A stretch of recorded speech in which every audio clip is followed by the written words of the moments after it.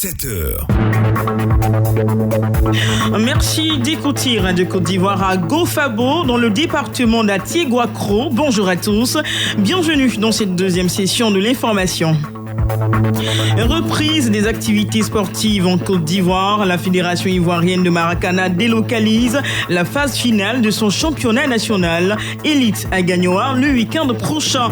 Quelles peuvent être selon vous les retombées de cette commune de Gagnoa? Fernand Kouakou sera là à 7h20 pour en parler avec vous dans la matinale des sports. Mais avant, Ahmed Touré vous proposera sa chronique Société et tout de suite le journal avec Jérôme Kouakou. Bonjour. Adassa Assoumou, bonjour. La CEDEAO donne jusqu'au 15 septembre à la junte militaire au Mali pour désigner un président de transition civile.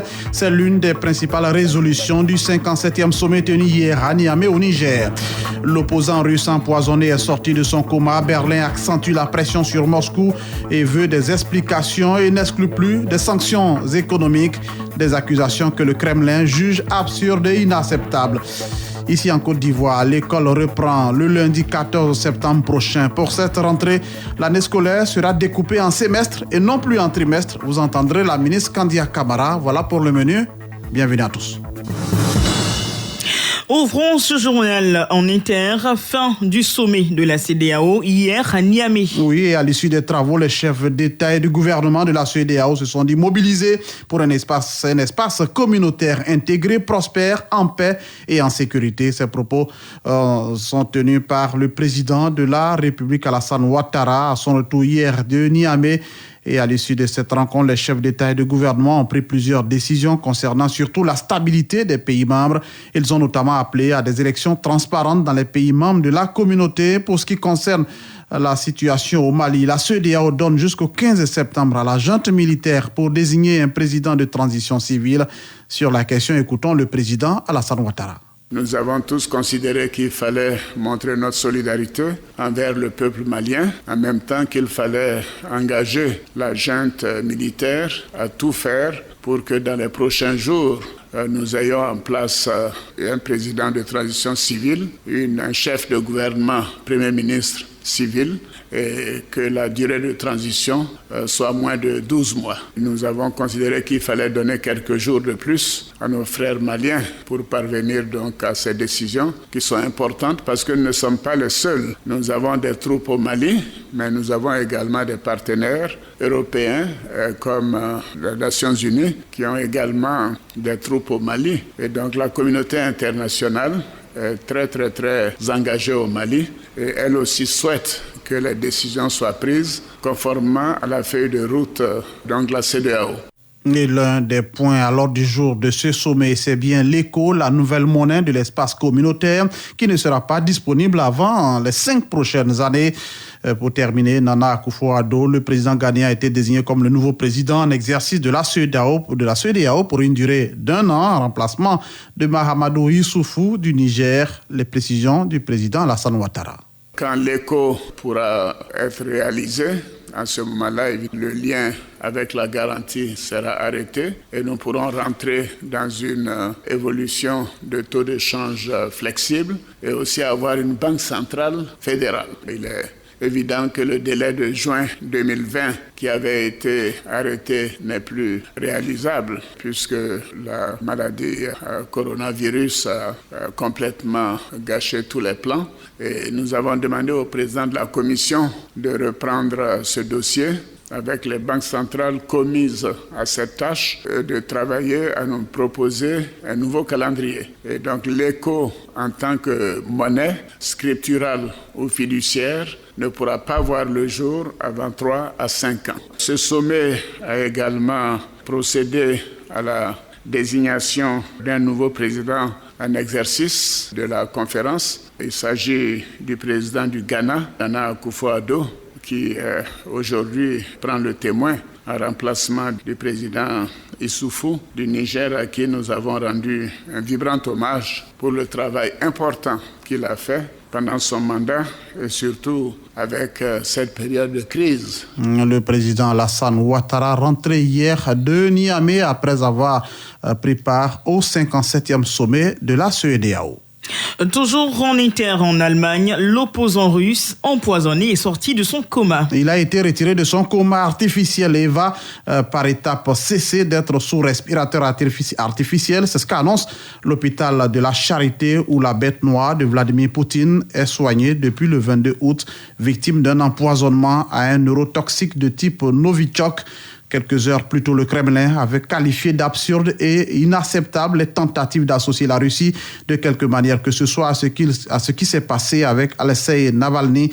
Une déclaration qui intervient alors que des appels à sanctionner la Russie se multiplient en Occident. Berlin a ainsi fixé un ultimatum de quelques jours à Moscou pour recevoir des explications et des conséquences pour le projet de gazoduc Nord Stream 2 qui sont également envisagés. Retour chez nous, plus de 51 000 candidats à l'assaut du brevet de technicien supérieur. Ils ont entamé hier les épreuves écrites session 2020 et ce jusqu'au jeudi 10 septembre prochain. Ces candidats qui composent dans la filière tertiaire et industrielle sont répartis dans 121 centres d'examen, dont 94 à Abidjan et 27 à l'intérieur du pays. C'est le ministre de l'Enseignement supérieur et de la Recherche scientifique qui a procédé au lancement officiel des épreuves. C'était au CBCG de Cocody puis à l'école William Ponty de Yopougon. La rentrée scolaire débute le 14 septembre, Jérôme. Oui, le 14 septembre pour prendre fin le 30 juillet 2021. La ministre de l'Éducation nationale annonce pour cette rentrée 2 semestres sous fond de respect des mesures barrières contre la COVID-19. La traditionnelle grande réunion de rentrée a eu lieu hier au lycée d'excellence de Grand Bassam. Ensemble pour une école résiliente et compétitive, c'est le thème de cette année scolaire 2020-2021. Les explications de Kandia Kamara, ministre de l'Éducation nationale. Ce thème nous plonge de plein pied dans une lutte déterminée contre l'inaction et le manque de perspective. Il interpelle les consciences individuelles et collectives face à l'urgence et la nécessité d'agir ensemble, vite et bien, dans un contexte manifestement sensible. Il s'agit donc d'offrir le meilleur de nous-mêmes pour assurer et garantir pour tous le droit à une éducation de qualité, quelle que soit la situation de crise à laquelle notre nation se trouverait confrontée. Aux parents d'élèves, je vous engage à un encadrement de proximité de vos enfants. Aux élèves, je vous exhorte au travail avec ardeur, sans tricherie. Aux gestionnaires de l'école, j'exige une plus grande rigueur. Aux partenaires, je formule le vœu d'un renouvellement continu de leur accompagnement. Ensemble, avec une ferme assurance en notre capacité individuelle et collective de relever les défis du moment et d'anticiper ceux à venir, disons en chœur, bonne et fructueuse année scolaire 2020-2021. Kandia Kamara, ministre de l'Éducation nationale, on vous le rappelle, l'année scolaire débute le lundi 14 septembre prochain. Depuis l'annonce de la visite du chef de l'État, tout le Moronou est en chantier, les villes retrouvent un meilleur visage. C'est le constat fait par Aimé de Dieu qui a séjourné récemment dans la région.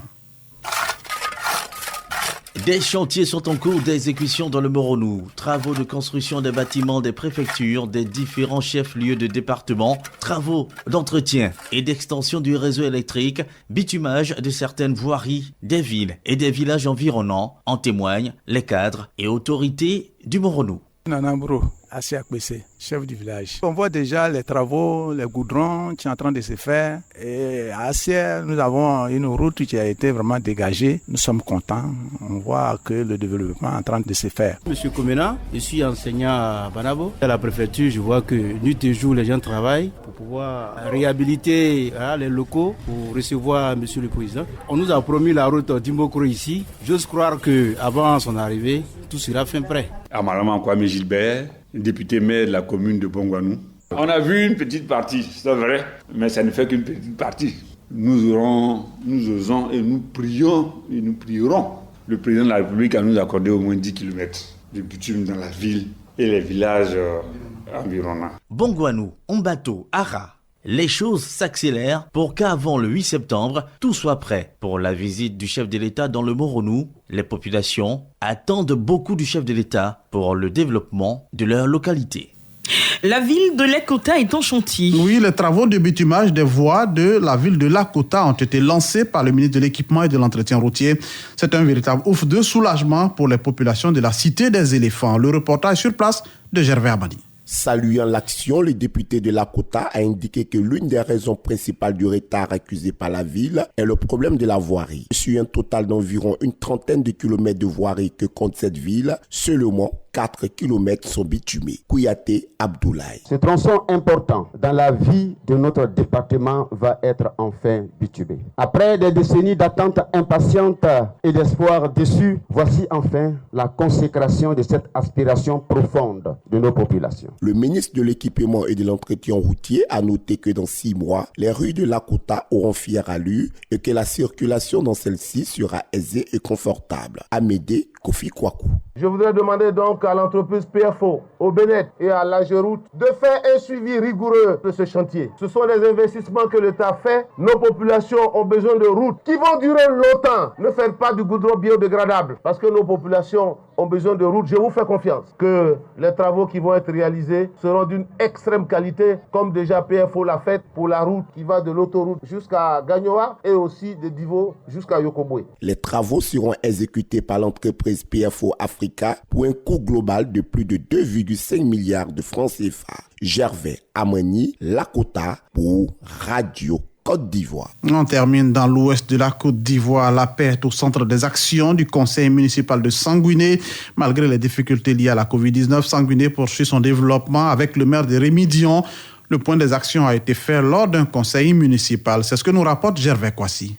Cette session du conseil municipal est le premier de l'année 2020, mais aussi le dernier avant l'élection présidentielle prévue pour se tenir le 31 octobre prochain.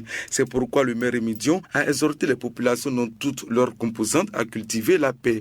En aucun cas, nous ne devons avoir recours à la violence pour se faire entendre. C'est par le verdict des unes qu'on doit exprimer nos sentiments, a-t-il martelé.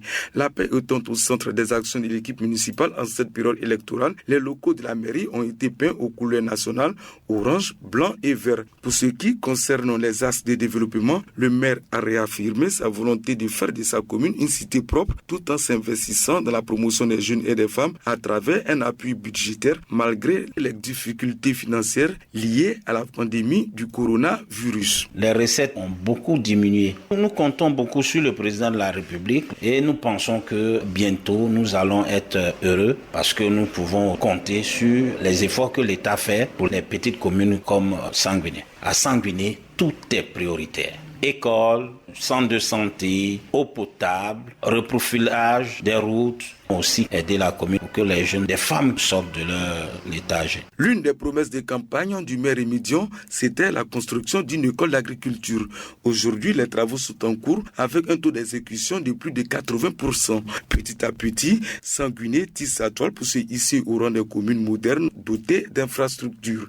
Gervais Kwasi, Sanguiné, Radio Côte d'Ivoire. Et c'est ici que prend fin ce 7h. Retenez que la CEDEAO donne jusqu'au 15 septembre à la junte militaire au Mali pour désigner un président de transition civile. C'est l'une des principales résolutions du 57e sommet tenu hier à Niamey. Merci à vous.